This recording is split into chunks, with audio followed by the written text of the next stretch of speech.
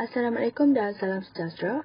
Nama saya adalah Nurhudaliana binti Azmi dan berikut merupakan wilayah yang telah dibina dalam game Megapolis. Nama wilayah saya adalah Movania.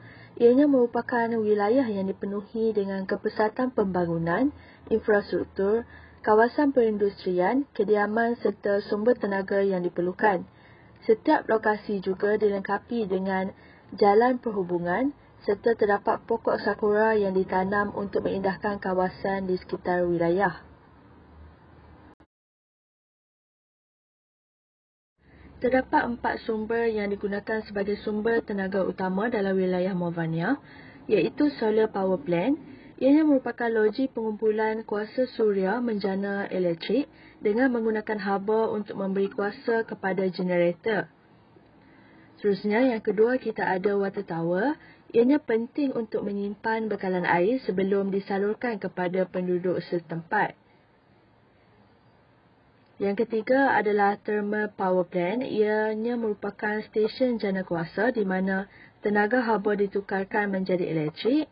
Dan yang terakhir adalah nuclear power plant.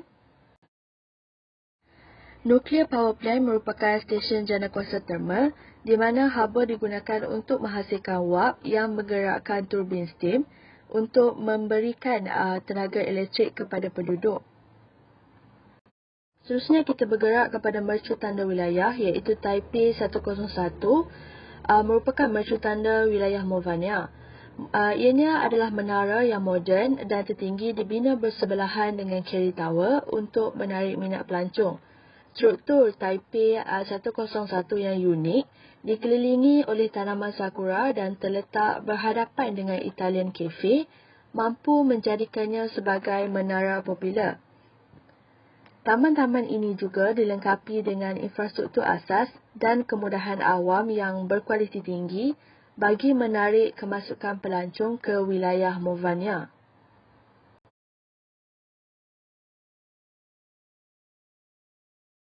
Kediaman penduduk disusun berhampiran laut bagi membolehkan mereka menikmati pemandangan di situ. Susunan kediaman juga disusun secara berkelompok seperti perumahan bercampur dan juga perumahan tidak bercampur. Seterusnya, pelbagai infrastruktur disediakan secara bertaburan bagi membolehkan semua penduduk mempunyai akses yang sama rata terhadap kemudahan seperti minimart. Seterusnya kita ada kafe berdekatan dengan kawasan kediaman penduduk. Untuk pendidikan pula kita ada sekolah. Belakang sekolah kita ada college. Tak jauh daripada itu kita ada York Soccer School serta pembinaan balai polis yang berdekatan kediaman untuk menjamin keselamatan penduduk.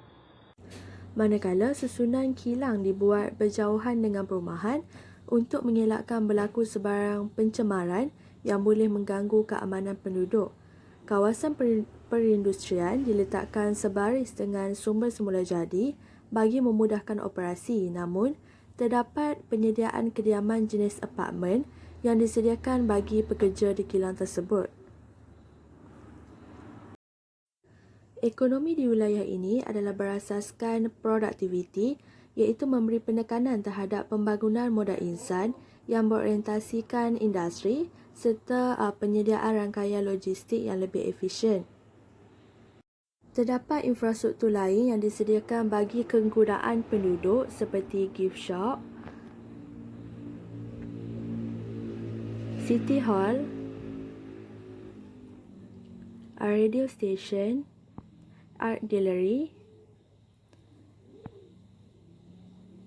dan kita ada juga bowling alley,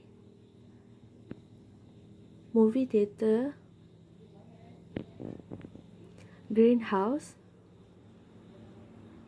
tropical eco house, biker club, Department of Motor Vehicle. Bagi memudahkan penduduk menyeberangi sungai, kita letakkan bridge.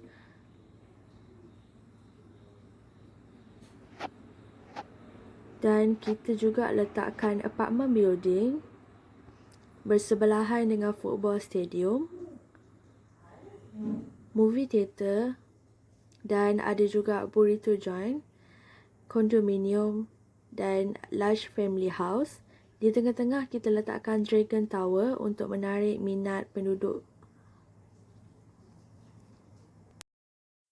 Susunan dibuat secara berterabur bagi membolehkan setiap kawasan membangun secara sama rata tanpa ada kawasan yang mundur.